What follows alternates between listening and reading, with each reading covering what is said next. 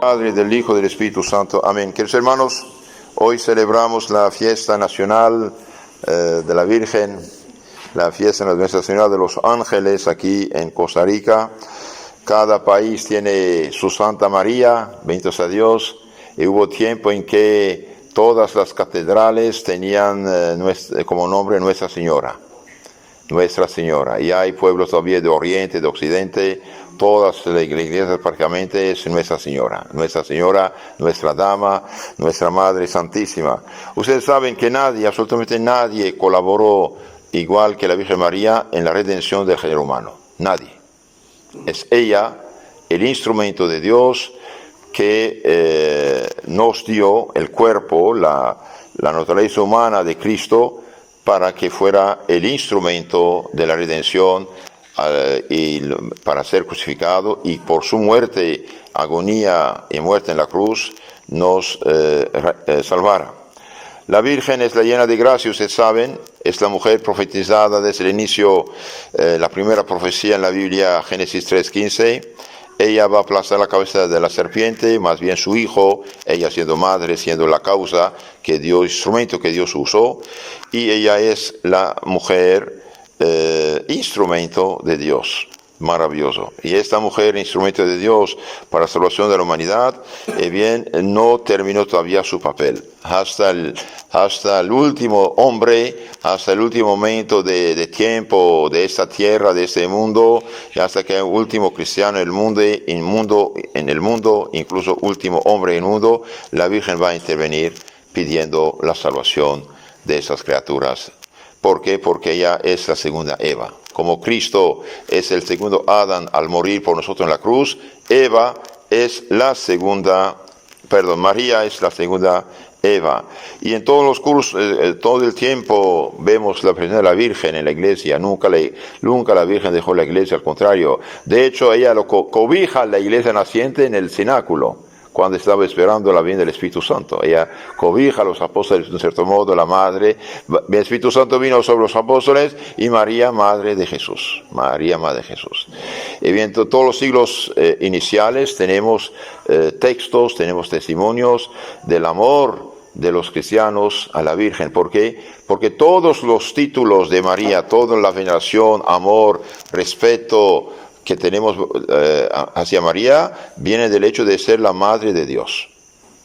El Hijo de Dios que nació de una mujer, María. Por ser madre de Dios, tiene todas estas prerrogativas. Si no fuera madre de Dios, Jesucristo es Dios encarnado en su seno, bien sería cualquier mujer. Pero siendo madre de Dios hecho hombre, ya no es cualquier mujer. Es la mujer por excelencia, la nueva Eva. Cuando por la primera vez un sacerdote, un obispo más bien, arzobispo de Constantinopla, Nestorios, negó a María el título de Madre de Dios, y bien la misma iglesia, un abogado se levantó diciendo: es herejía lo que dices.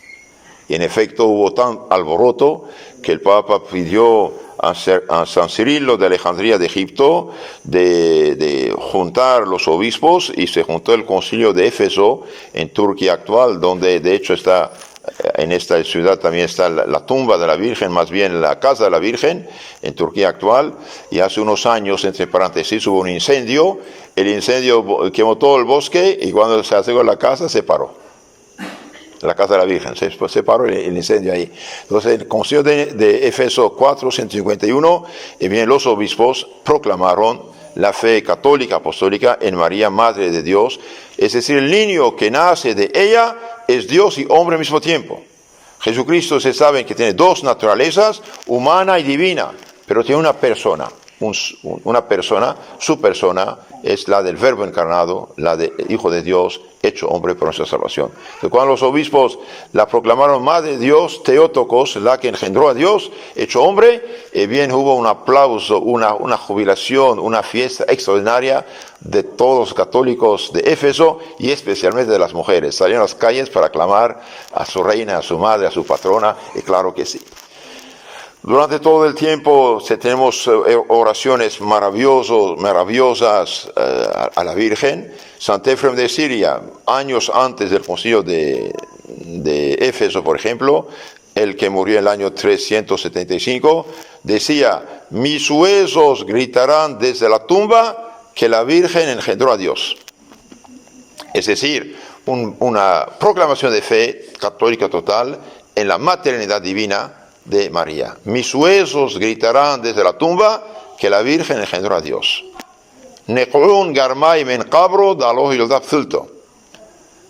Desde la tumba gritarán mis huesos, dice. Aunque muerto, yo voy a protestar contra la herejía. María sí es Madre de Dios. Más tarde, durante las cruzadas, el cántico de la Salve Regina, Salve Reina, iban los cruzados a la Tierra Santa a libertar esas tierras cristianas y libertar a los pueblos cristianos oprimidos, conquistados por el Islam. Más tarde tuvo un papel extraordinario en la evangelización de las Américas, especialmente a partir de México, ahora que es emperatriz, la Virgen de Guadalupe, emperatriz, reina de México, emperatriz de las Américas y Filipinas. Todavía, gracias a Dios, 6 a 12 millones de personas el 12 de diciembre van a acudir a su santuario.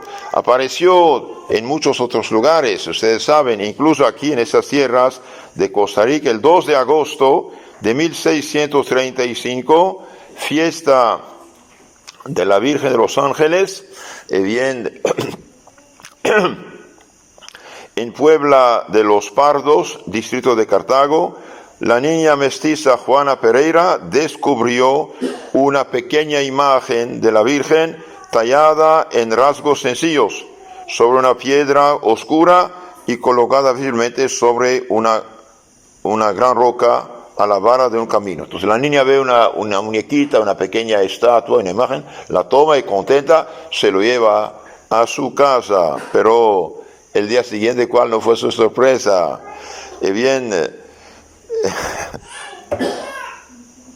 Pasa por ahí y otra vez la misma imagen. Ahora pensaba que tenía dos. Cuando fue a su casa, abre el cofre, no había nada, era la misma que estaba allá afuera. Esto pasó 5 veces, dice la historia, pasó 5 veces y finalmente cada vez que la escondía desaparecía la imagen, pero estaba sobre la misma roca, en el mismo lugar. Y finalmente cuando la dio al señor cura, al párroco, el párroco no sé por qué, pero lo hizo, dice, lo puso en el sagrario parroquial. Y bien, a pesar de ahí, otra vez desapareció, encontraron el mismo lugar. Se dedujo entonces que la Virgen quería en aquel lugar lo que siempre pide, un lugar de oración. Un lugar de oración en el que también pudiera dispensar sus gracias, sus ayudas a los humildes y a los pobres. Y se construyó la hermosa basílica actual que conocemos en Cartago. La imagen fue coronada incluso solemnemente el 25 de abril 1926. Coronación. Ahí se ve la corona. Ayer la vi. 9 años más tarde, Pío XI elevó el santuario de la Reina de los Ángeles a la dignidad de Basílica Menor.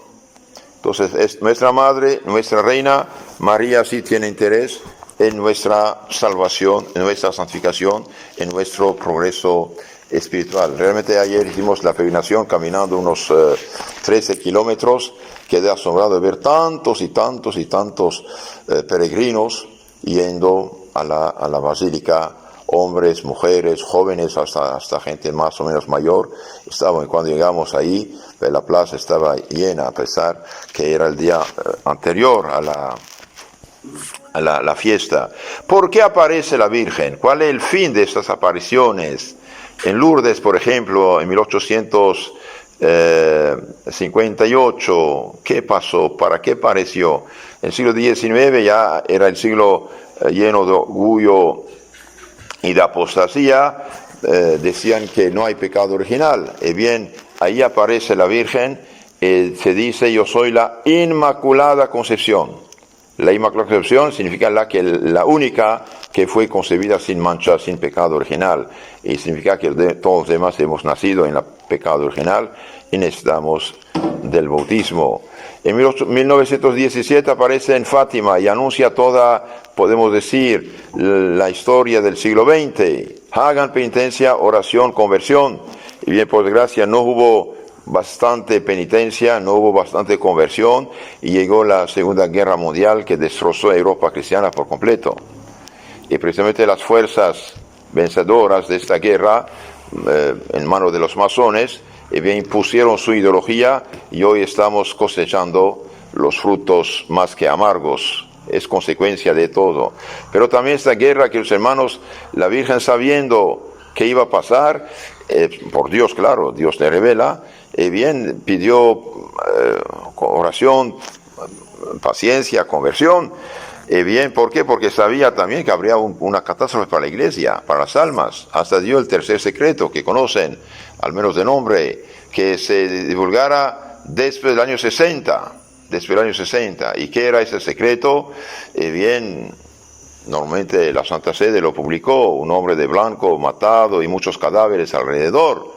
Ahora, si es hombre, como es una visión, y bien, una visión se interpreta del género de las visiones de la Sagrada Escritura. Es simbólico, significa hombre muerto, muchos cadáveres. Esto se aplica a lo espiritual. Y si lo aplicamos espiritualmente, si hay muchos cadáveres. Hoy las naciones católicas están podridas, millones y millones de católicos están viviendo en pecado mortal, millones y millones perdieron la fe, son cadáveres. Si de esta manera lo interpretamos, sí realmente sí se realizó la cosa. Y hoy, ¿qué quiere la Virgen de nosotros? La Virgen Madre todavía ama a sus hijos. Dije, porque estas apariciones, y bien, esas apariciones es como cuando hay mucha lluvia penetra el suelo y desaparece. Pero en unos lugares la lluvia se junta en un charco, se junta en un lago, y ahí uno puede sacar el líquido de vida y que sirve. Entonces, el lugar de las apariciones es lugar de bendiciones especiales, de gracias especiales y de conversiones especiales. ¿Cuántas y cuántas y cuántas pobres almas van, por ejemplo, a estos lugares, santuarios de apariciones, sin intención incluso, pero van o de curioso, o de turista, o de costumbre, y ahí descubren, no solamente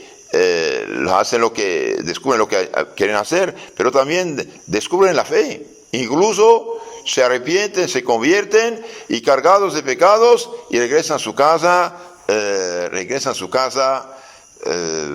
convertidos, perdonados, santificados. Ayer un señor enfermo se acercó a mí, después de nuestras devociones, ahí estábamos ya afuera, en la calle. Se acerca: padre, quiero que me bendiga, estoy enfermo. Con mucho gusto, te lo bendije, hice la oración de enfermos, y después dije: y ahora, ¿y tu alma cómo anda? Bueno, más o menos. ¿Me quieres confesarte? Pues sí, Ave María Purísima. También lo confesé, le di la absolución de los pecados, y se fue con una medallita de la Virgen, contento y alegre y agradecido. Entonces, él ni había pensado en confesarse, porque no pidió confesión, pidió solamente bendición. Pero la Virgen Madre, viendo el esfuerzo que hizo este hombre enfermito, llegar, honrarla hasta su santuario, bien puso en la cabeza del padrecito la palabra: ¿por qué no te confiesas también? Me pides bendición, qué bueno, pero tengo algo más que darte. Y el que más desee, perdón tus pecados en nombre del Señor. Sí, entonces es importante estos lugares de apariciones de la Virgen María. Es como una central atómica, podemos decir, donde realmente se fabrican muchas cosas buenas. Lourdes, por ejemplo, Fátima, Rue du Bac, de la Medalla Milagrosa en París, etc. Es increíble el número de exvotos que vemos ahí. La persona va con muletas y sale sin muletas. Hasta algo peor. A veces van con una pierna y salen con dos. Hay casos probados. Ustedes saben que en Lourdes, por ejemplo, cualquier médico puede ser ateo, judío, musulmán, pagano, protestante, masónico, lo que quieran. Cualquier médico puede ser miembro de la comisión médica en Lourdes, y de 100 milagros que la ciencia declara milagros, la iglesia ni siquiera reconoce 5 a 10. La iglesia es más dura que los mismos médicos. Entonces, seamos devotos de nuestra Madre, y no dejemos de acudir a ella en todas nuestras necesidades. Que seamos justos o pecadores, no importa. Acudir a María. El que acude a María nunca será confundido.